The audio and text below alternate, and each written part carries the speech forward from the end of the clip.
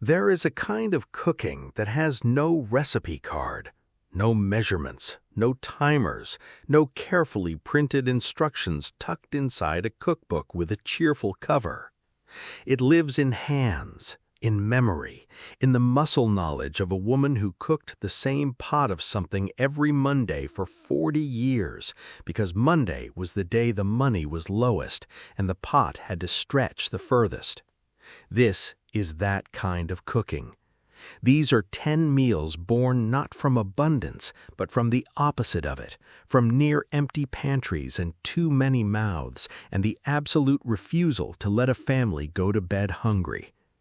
Every single one of them was made in one pot, not because one pot was charming or trendy, because one pot was all there was. Meal 1. Mulligan Stew. Nobody agrees where the name came from.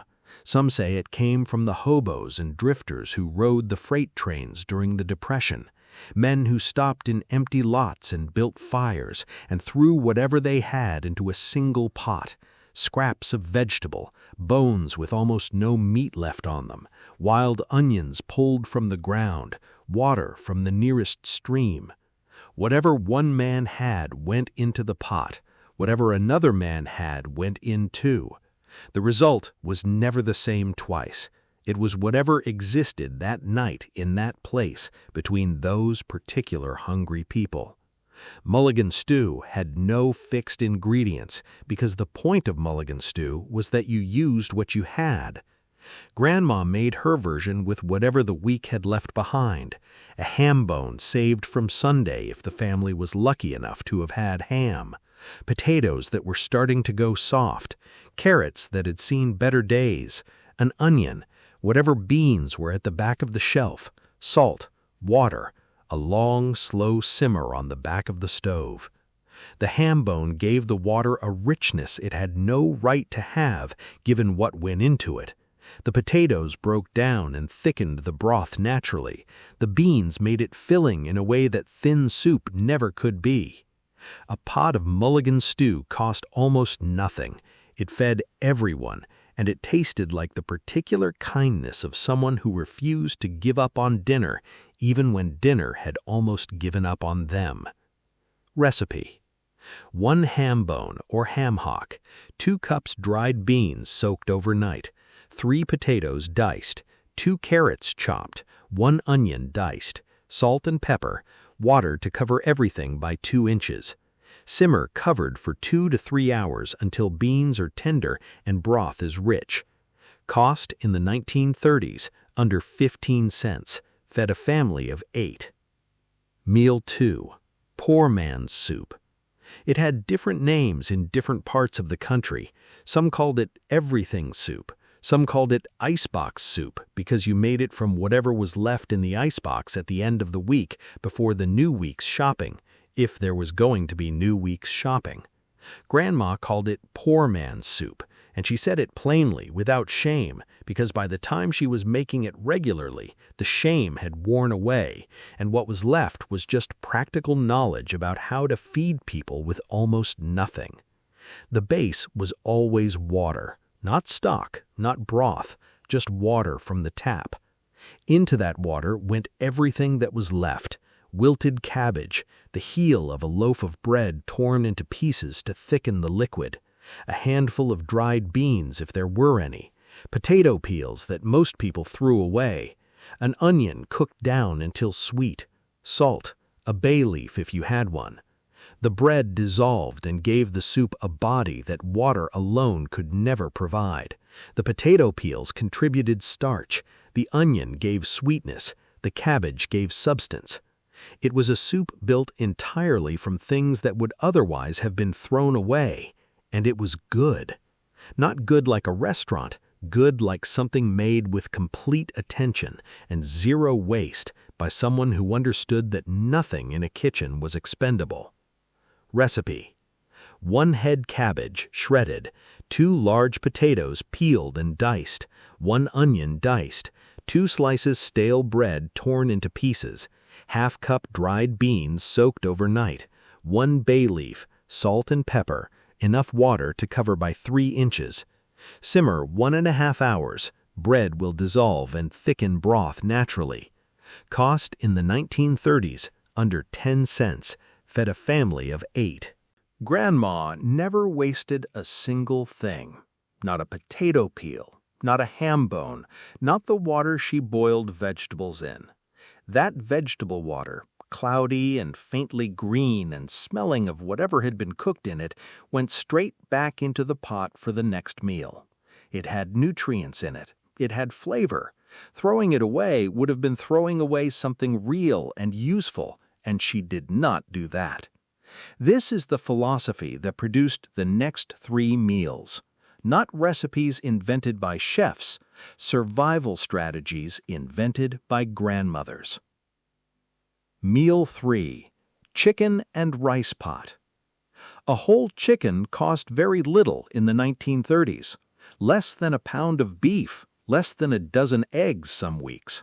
And a whole chicken, if you knew what you were doing with it, could feed a family for 3 days. Day 1 was the chicken itself, roasted simply with salt and whatever herb was available. Day 2 was the carcass. Grandma put that picked-over carcass into her largest pot, covered it completely with cold water, added an onion cut in half, a few peppercorns, a carrot if she had one, brought it slowly to a boil, then reduced it to the gentlest possible simmer and left it there for 3 hours. What came out was golden, rich, deeply savory in a way that bouillon cubes can approximate but never quite match. Into that broth she added 1 cup of rice and whatever vegetables were available, cooked until the rice was tender and had absorbed some of the broth and swelled into something filling and complete. The whole pot fed 6 people generously. It cost nothing beyond the original chicken because the carcass was going to be thrown away. That is the genius of Depression-era cooking. The thing you were about to discard was actually the most valuable thing in the kitchen. Recipe: 1 chicken carcass, 8 cups water, 1 onion halved, 1 carrot, salt and peppercorns for broth. Simmer 3 hours, strain. Return broth to pot, add 1 cup of rice and 2 cups diced vegetables. Cook 20 minutes until the rice is tender and had absorbed some of the broth and swelled into something filling and complete. Cost in the 1930s practically free after the original chicken. Fed 6 people. Meal 4. Bean and fatback pot. Fatback was the cheapest cut of pork available. Pure fat, with no meat, no smoke, no flavor of its own beyond salt and animal richness. It was what was left after everything more valuable had been removed from the pig. Butchers sold it for almost nothing because most people considered it almost nothing. Grandma considered it essential. She started her pot of beans with fatback, cut a piece into small cubes, and rendered it slowly in the bottom of her heaviest pot until the fat had melted out and the small pieces of pork had turned golden and crisp. Then the beans went in, dried navy beans, soaked overnight until swollen and tender-skinned. An onion, a bay leaf, enough water to cover everything deeply. The rendered fat from the fatback coated every bean as it cooked. It gave the pot a richness that had no business being there given how cheap everything in it was. 4 hours later, the beans were creamy and falling apart at the edges, and the broth had turned thick and smoky from the pork. Served with cornbread, it was a complete meal, filling in a deep and lasting way. It cost under 20 cents for a pot that fed 8 people twice. Recipe: half-pound fatback cut into small cubes, 2 cups dried navy beans soaked overnight, 1 large onion diced, 2 bay leaves, salt and black pepper, water to cover by 4 inches. Render fatback first, add remaining ingredients. Simmer 4 hours low and slow until beans are creamy. Cost in the 1930s under 20 cents. Fed 8 people twice. There is something the Depression generation understood about cooking that most of us have completely lost. They understood that heat and time could transform almost anything. A tough, cheap cut of meat that would be unpleasant after 20 minutes of cooking became something tender and giving after 4 hours. Bones that seemed picked clean still had collagen and marrow that would dissolve into a broth and make it rich. Stale bread that no one wanted to eat could be cooked into a pot and become something that thickened and sustained. They did not throw things away because they understood that cooking was itself a form of alchemy. Given enough time and a low enough flame, almost nothing was beyond rescue. Meal 5. Oxtail Stew. Oxtail was the cut nobody wanted. It came from the tail of the cattle, bony, awkward, covered in connective tissue that made it unpleasant to eat if you cooked it wrong. Butchers sold it cheap because nobody asked for it. Grandma asked for it specifically. She knew what 4 hours of low, slow simmering did to oxtail. The connective tissue dissolved completely into the broth and turned it thick and sticky and extraordinarily rich. The small amount of meat on each piece became so tender it fell from the bone without any encouragement. She browned the oxtail pieces first in the bottom of the pot in a small amount of fat until each piece had a dark crust on the outside. Then the onions went in and cooked until soft. Then the tomatoes, canned, cheap, acidic, went in and scraped up all the dark bits from the bottom of the pot. Water to cover, bay leaves, salt, black pepper. 4 hours at the lowest possible simmer. What came out was something that tasted expensive in a way that nothing about it was. Recipe: 2 pounds oxtail pieces, 1 large onion diced, 1 can crushed tomatoes, 2 bay leaves, salt and black pepper, water to cover by 3 inches. Brown oxtail in batches, cook onion until soft, add tomatoes, oxtail, water, and seasonings. Simmer 4 hours until meat is falling off bone. Cost in the 1930s under 25 cents, fed 6 people. Meal 6. Potato and onion soup.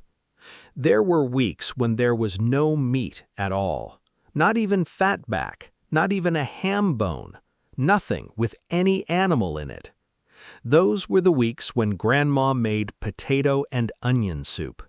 She started by slicing onions thin and cooking them in a small amount of lard in the bottom of her heaviest pot over the lowest possible heat. Not a quick sauté, a long, slow cook that took 40 minutes and transformed the sharp, raw onions into something sweet and deeply savory. Then the potatoes went in, diced into small pieces so they would cook quickly, and some of them would break down and thicken the soup naturally. Water, salt, black pepper. That was everything. The long-cooked onions gave the broth a sweetness and depth that had no business coming from something that cost 2 cents. The broken-down potato pieces thickened it into something that filled the stomach in a real and lasting way. It was not a thin, sad soup. It was a substantial meal that happened to contain nothing but vegetables and water and a small amount of fat. Recipe: 4 large onions sliced thin, 4 large potatoes diced, 2 tablespoons lard or fat, salt and black pepper, 6 cups water. Cook onions in fat over very low heat 40 minutes until golden and sweet. Add potatoes and water. Simmer 30 minutes until potatoes are tender and some have broken down to thicken the soup. Cost in the 1930s under 8 cents. Fed a family of 5. By 1933, 1 in 4 American workers had no job. Families that had been comfortable 2 years earlier were now making decisions about which meal to skip so the children could eat. The meals in this section came directly from that reality. They were not comfort food in the modern sense. They were survival food that happened to be comforting. There is a difference, and it matters. Meal 7. Tomato Rice Soup. A can of tomatoes cost 9 cents in 1933. A cup of rice cost almost nothing. Together, they made a pot of soup that fed a family and left people genuinely satisfied. Grandma started with an onion cooked soft in a small amount of fat. Then the canned tomatoes went in, broken up with a spoon, and cooked until the raw canned smell had cooked off and the tomatoes had deepened in color and flavor. Then water, then rice, then salt, and as much black pepper as she had. The rice cooked directly in the tomato broth and absorbed its flavor completely. Each grain became red-stained and tasted of the tomato in every bite. The soup thickened as the rice released its starch into the broth. It was bright. It was filling. It tasted like something someone had actually thought about and cared about. For 9 cents plus a few pennies more, it fed 5 people a meal that none of them left the table hungry from. Recipe: 1 can crushed tomatoes, 1 cup white rice, 1 onion diced, 2 tablespoons fat, 4 cups water, salt and black pepper generously. Cook onion until soft. Add tomatoes and cook 5 minutes. Add water and rice. Simmer 20 minutes until rice is tender and soup has thickened.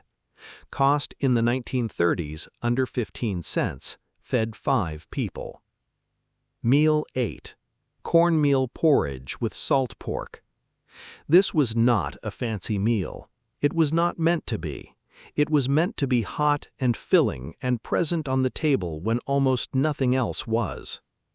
Grandma made cornmeal porridge the way her mother had made it, and her mother's mother before that. Cornmeal stirred slowly into boiling salted water until it thickened into something between a porridge and a pudding. Thick enough to hold its shape, hot enough to warm you from the inside out. The salt pork went in at the end, thin slices rendered in a separate pan until the fat had melted out and the edges had crisped. Laid across the top of the porridge with the rendered fat drizzled over everything. The fat soaked into the cornmeal and made it rich in a way that nothing else could. It was a breakfast that could also be a dinner.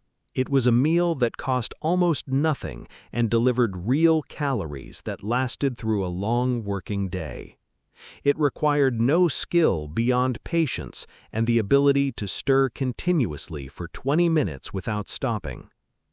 Recipe: 1 cup cornmeal, 4 cups water, 1 teaspoon salt, 1/4 pound salt pork thinly sliced. Bring water and salt to boil. Slowly whisk in cornmeal, stirring constantly. Reduce heat and stir continuously 20 minutes until very thick. Render salt pork separately. Serve porridge topped with salt pork and drippings. Cost in the 1930s under 15 cents. Fed 5 people. These last 2 meals are the ones that stayed. Not just in the recipe boxes that got passed down, in the memory of everyone who ate them as children and found decades later that the smell of them cooking could take them back to a specific kitchen, a specific table, a specific version of the world that no longer exists. Food does that. Not all food, but the food that was made with complete attention and real necessity, and the kind of love that expresses itself through keeping people fed. That food stays. Meal 9. Leftover bread soup. Bread was never wasted. A loaf went stale on the 2nd day in a house without modern packaging and storage. By the 3rd day, it was hard. By the 4th day, it's seemingly unusable. Grandma used it anyway. She tore the stale bread into rough pieces and soaked it briefly in water until it had softened slightly. Then she cooked it in a pot with a little rendered fat and an onion until the bread had broken down completely and merged with the fat into something almost creamy. Then water or weak broth went in, salt, whatever herb was available. Sometimes a beaten egg stirred in at the end to enrich the texture. The result was a thick, dense soup that tasted of the bread and the onion and the fat and very little else. But it was filling in a way that thin soup never was. The bread gave it a body and a weight that made it a real meal rather than something to tide you over until the real meal arrived. It had different names in different regions: bread soup, panade, poor man's porridge. What it had in common everywhere was the same thing: someone who had almost nothing deciding that almost nothing was actually enough to feed the people she loved. Recipe: 4 cups stale bread torn into pieces, 1 large onion diced, 2 tablespoons lard or fat, 4 cups water or weak broth, 1 egg beaten, salt and pepper. Cook onion in fat until soft. Add bread and stir until it begins to break down. Add water and simmer 20 minutes, stirring occasionally until soup is thick and bread has fully dissolved. Stir in beaten egg. Season well.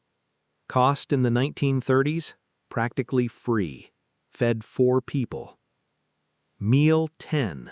Sunday pot roast stretched to Friday. Sunday was the one day when most families ate well. A small pot roast, cheap cut, chuck or round or whatever was most affordable that week, browned in the pot in its own fat, then slow cooked for hours with whatever vegetables were on hand. Sunday, it was pot roast with potatoes and carrots. Monday, the leftover meat was shredded and mixed with the leftover vegetables and whatever broth remained and served over bread or biscuits. Tuesday, the bones went into a fresh pot of water and simmered all day into a broth that became soup with added beans or rice or barley. Wednesday, that broth with its beans became a thick stew with added potato. Thursday, that thick stew was thinned with water and stretched with more vegetable. Friday, whatever was left, and there was always something left, became a final thin soup that marked the end of the week and the approaching possibility of Sunday again. 1 small pot roast, 6 meals, a week fed. This was not waste reduction as a concept. This was a complete system of feeding a family developed over years of absolute necessity by women who understood that nothing in their kitchen was disposable, and that the distance between Sunday's abundance and Friday's thin soup was exactly the length of a week of loving, careful attention. Recipe for the pot roast: 2 pounds chuck roast, 2 potatoes diced, 2 carrots chopped, 1 onion quartered, salt and black pepper, water to cover halfway. Brown roast on all sides. Add vegetables and water. Cover and cook low 3 to 4 hours until falling apart tender. Use every remaining piece across the following days. Waste nothing. Cost in the 1930s? Under 40 cents for the roast. Fed a family across 6 meals. These 10 meals are not just recipes. They are proof of something: that the people who came before us were more resourceful than we give them credit for, that a single pot and almost nothing in the pantry and enough time and enough care could produce something real, something that fed people, something that kept families together around a table even when everything outside that table was falling apart. If your grandmother made any of these meals, she probably never called herself a great cook. She just called it dinner. Subscribe to join us every week as we bring back the forgotten foods and the forgotten stories of the people who built this country, one pot at a time.